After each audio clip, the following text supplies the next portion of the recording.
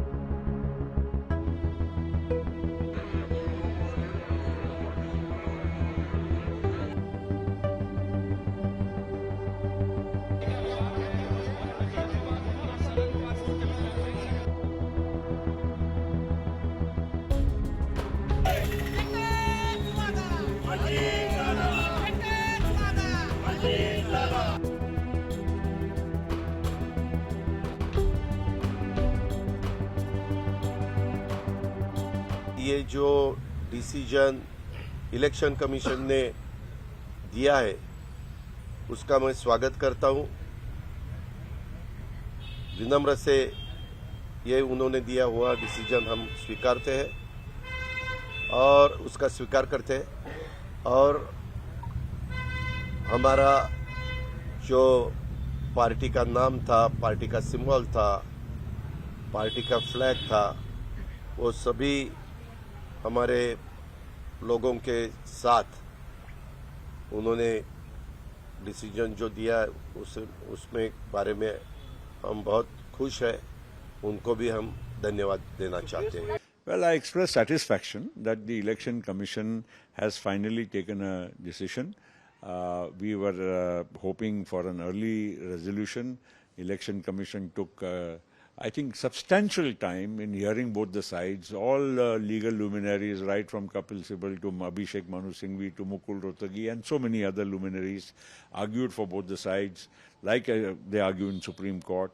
There were detailed arguments, lots of statements, lots of papers, and on the basis of that, the Election Commission has passed a very detailed order. So, do you think that this legal battle will end after this Elections Commission's order? Well, I hope not, but at the same time, it's always open to any party to challenge till the highest court of the land. And, well, I'm not sure what they will do next because obviously this is their prerogative.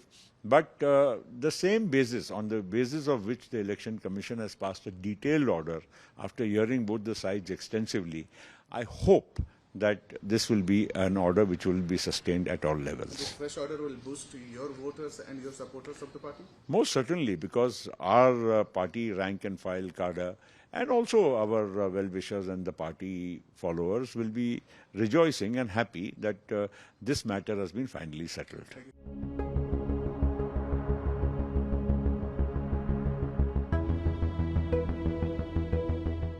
अगर आप supreme court का order देखें तो supreme court के order में ऐसा लिखा हुआ है कि एमएलए का नहीं हो सकता, वो पार्टी का होना चाहिए।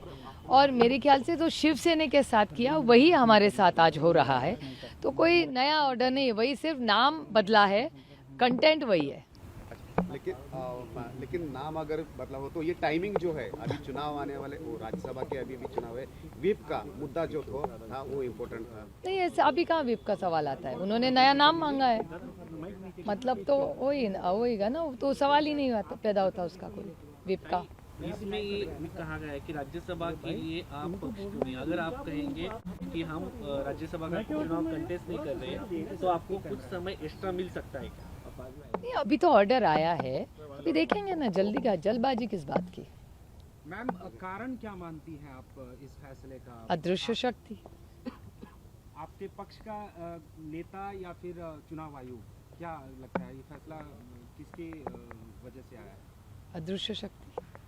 लेकिन आपने मैडम डॉक्यूमेंट दिए थे, एफिडेविट दिए थे, हाँ, वो तो एफिडेविट दिए थे, हाँ बिल्कुल, एविडेंस दिए थे, वो उसका तो क्या हुआ फिर? अभी इसका सवाल आपको उनको पूछना पड़ेगा ना, मैं इसका जवाब कैसे दे सकती हूँ। आप देख रहे हैं हमारे डॉक्यूमेंट्स भी ठीक थे, और फाउंडर मेंबर, इस पार्टी का फाउंडर मेंबर और फाउंडर लीडर कौन रहा है, तो एक ही नाम है, उसका नाम है शरद पवार। बच्चा बच्चा इस देश में, कश्मीर टू कन्याकुमारी, किसी से भी पूछो एनसीपी किसकी है, तो शरद पवार का ही नाम लेगा। लेकिन ठीक है, माहौल कुछ और है, अदृश्य शक्ति इस देश में है जो ये सब कर रही है।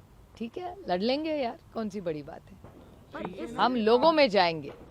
लेकिन आगे की क्या होगी रणनीति? सुप्रीम अरे कोर्ट अरे, जाओगे? हाँ हाँ बिल्कुल, कोर्ट, सुप्रीम कोर्ट तो जाएंगी। अगर हम पे अन्याय होगा तो कोर्ट तो जाना ही पड़ेगा ना। अच्छा, लेकिन सिंबल अभी जो चुनाव आयोग को जो ऑप्शन देने वाले तो हाँ, वो कल दे देंगे, कल तक उन्होंने टाइम दिया है, कल तक 3 नाम और 3 सिंबल उनको देने, तो अब कर देंगे कल। वो नाम के बारे में कुछ सोचा है मैम? अभी करेंगे, कल के लिए तो कुछ रखो, आज ये न्यूज़ करो, कल के लिए तो रखेंगे कुछ। अच्छा, शिवसेना के बाद हमने देखा कि अब ये एनसीपी के साथ हुआ, टूट हुई और मान्यता किसी और को। हमारे पार्टी में टूट नहीं हुई है। हाँ, तो इस ट्रेंड को आप कैसे देखते हैं? चुनाव भी आने वाले हैं लोकसभा के। नहीं, ये तोड़ मोड़ की जो राजनीति इस देश में चल रही है, वो संविधान के बाहर की है।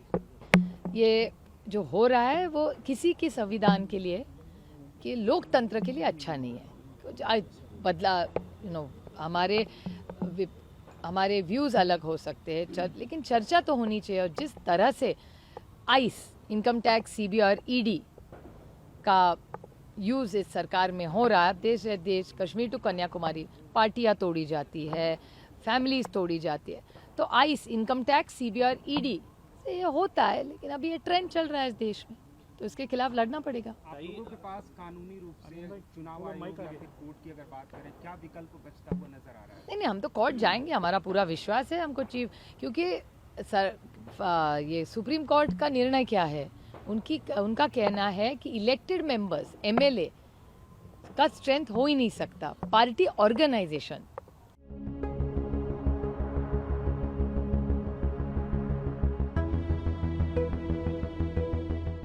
I am not surprised at all.